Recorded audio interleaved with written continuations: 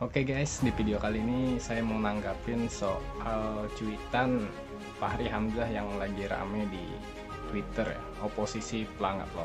Sebelumnya kita lihat cuplikannya berikut.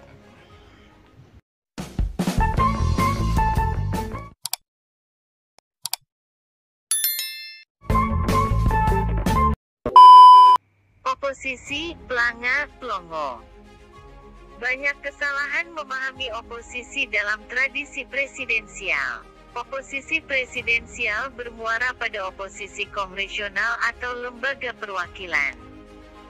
Jadi, gak usah teriak oposisi, cukup buktikan suara Anda merdeka. Sementara di DPR RI, kita kebanyakan satu suara tanpa perbedaan yang nyata. Istilah oposisi tidak dikenal dalam presidensialisme, termasuk dalam UUD 1945 kita.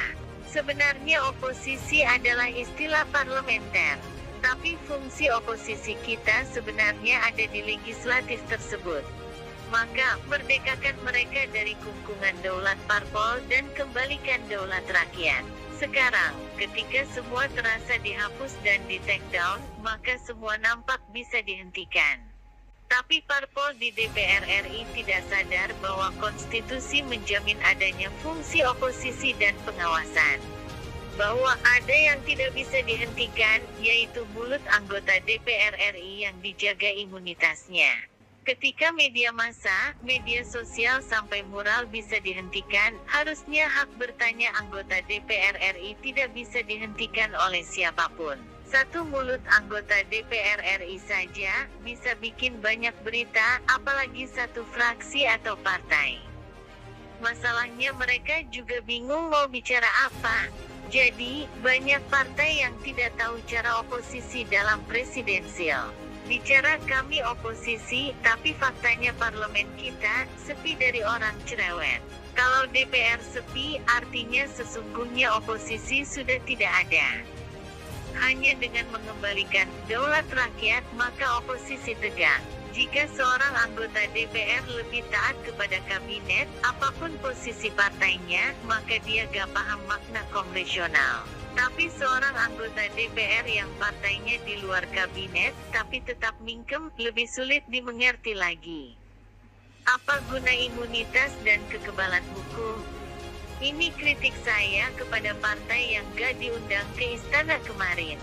Mereka sibuk dengan branding, berada di luar istana dan kabinet, tapi gak paham bagaimana membangun pandangan alternatif dengan menggunakan kekebalan legislatif DPR.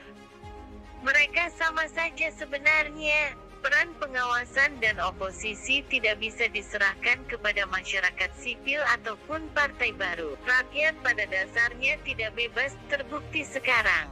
Tapi suara rakyat di DPR sangat berarti dan dahsyat. Inilah yang harusnya kita fungsikan. Jangan malah sibuk pencitraan. Ayo parpol yang ngaku oposisi, aktifkan semua anggota DPR kalian. Suruh mereka menggonggong lebih keras, hingga suara rakyat yang tak terdengar menjadi nyaring terdengar. Jewerlah eksekutif di seluruh lini, dan jangan bersekongkol dengan mereka. Diam kalian adalah sekongkol. Tidak berfungsinya sistem pengawasan dan oposisi tidak bisa disalahkan ke rakyat dong. Kita yang di luar mandat rakyat juga, ya bisanya, gini. Kalian yang dapat mandat dan kekebalan itu yang harus perang. Mana hak bertanya, interpelasi, angket, bahkan hak menyatakan pendapatmu? Saya sudah banyak ceramah soal eksekutif, dalam sistem apapun, mereka selalu ingin mengkonsolidasi kekuasaannya, termasuk demokrasi. Makanya pengawasan dan oposisi diperkuat. Mumpung mulut kebal, hajar dong. Toh Ketua Mahkamah Kehormatan DPR RI kan dari oposisi. Berani gak? Berani itu satu soal, masalahnya ngerti gak? Ngerti gak bahwa suara rakyat dalam jabatan kalian, bikin kalian kuat?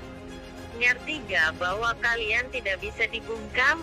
Ngerti gak bahwa seharusnya tidak ada batas bagi kebenaran yang kalian bela? Sebab kalau gak ngerti, ya bisa apa? Kalian telah mereduksi arti oposisi dengan tidak kebagian kursi. Oke guys, jadi itu tadi cuplikan video pernyataan dari cuitan Fachri Hamzah, Wakil Ketua Umum Partai Gelora. Jadi di sini saya mau nanggapin, nah harusnya semua anggota DPR itu berani bersuara melawan kebijakan-kebijakan dari pemerintah yang salah. Jika rakyat yang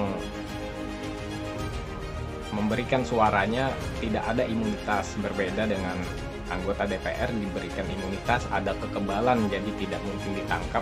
Oleh karena itu harusnya ada pembenahan di partai politik untuk ada keseimbangan antara oposisi dan koalisi. Mungkin koalisi yang dimaksud di sini adalah pemerintahan ya. Sebenarnya rakyat juga itu memilih oposisi sekaligus koalisi. Jadi oposisi dipilih rakyat dan koalisi dipilih oleh rakyat. Oke, mungkin itu sekian tanggapan